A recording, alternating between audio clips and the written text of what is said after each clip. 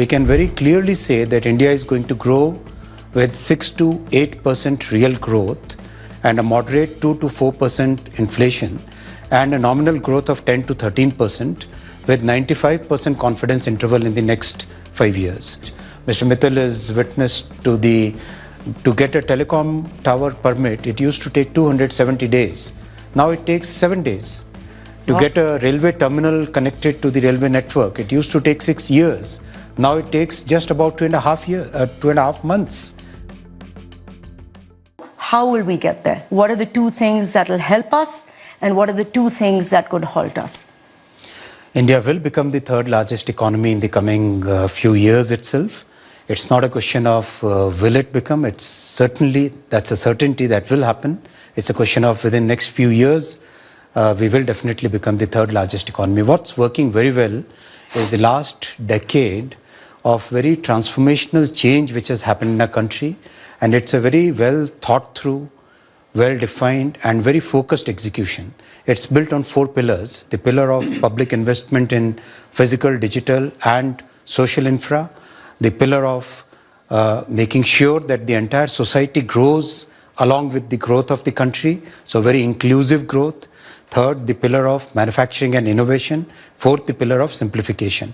All this combined with the base of technology that we have put, we can very clearly say that India is going to grow with 6 to 8% real growth and a moderate 2 to 4% inflation and a nominal growth of 10 to 13% with 95% confidence interval in the next 5 years. So that's the kind of growth journey which is there, we can say with a lot of confidence.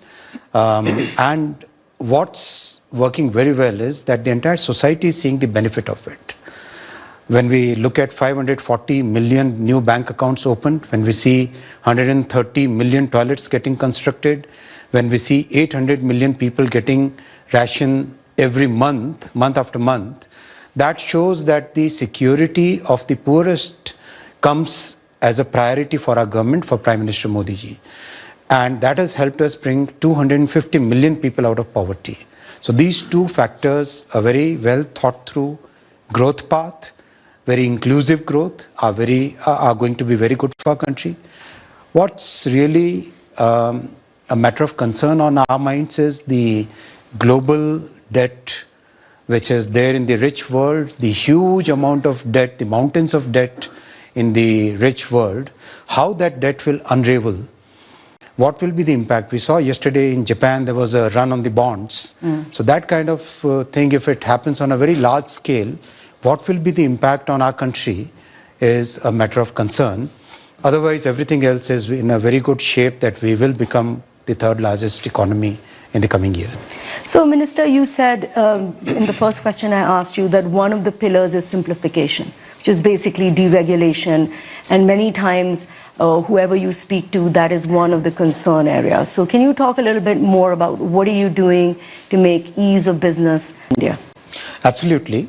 In the last 10 years, 1,600 laws, old, antiquated statutes have been removed from the statute book. Can you give a similar example anywhere in the world? 1,600 laws have been removed. 35,000 compliances have been removed. A big exercise is right now going to reshape the legal structure tuned to modern times, because many of the laws were written in a time when the government and the political setup of that period, I'm saying of the early from 1950 to 1990, that was a period when the governments were basically very inward looking. They were very protectionist. They were not looking at the energy of our people. They were trying to control that energy. So many of those laws are being rewritten now. So that's a major exercise which is going on. Second, many of the procedural things are getting changed. Mr. Mittal is witness to get a telecom tower permit. It used to take 270 days. Now it takes 7 days. To get a railway terminal connected to the railway network, it used to take 6 years. Now it takes just about 2.5 months. So that is the kind of simplification, procedural as well as legal, is happening in the country. Our entire criminal justice system, which was of 1800 some vintage, So that has now totally been transformed into a new structure. The Telecom Act was of 1854 vintage. That has been replaced by a brand new 2023 Act. So practically every sector, we are trying to bring in a totally new legal framework or totally new procedural framework built on the technology stack that we have. Right now, the AI race seems to be between the US and China. Do you read that correctly, or does India have a place in this race?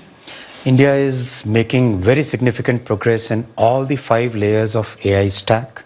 We have already become one of the largest AI-based services provider to the world. Entire IT industry has pivoted from software services to AI-based solutions. The second layer, the model layer, our stack of sovereign models is progressing very well. We must understand today that 95% of the work can be done with a small 50 billion parameter model. You don't require a trillion parameter model to do the things that you need in your day-to-day life and in your enterprises. Our focus on semiconductor industry, the third layer, is very strong. We are investing $70 billion in the fourth layer, the infrastructure layer, and energy, which is the fifth layer. We have opened it up. We opened the entire energy sector, the nuclear energy sector, to private sector, so that we can have a sustainable, clean energy for the AI world.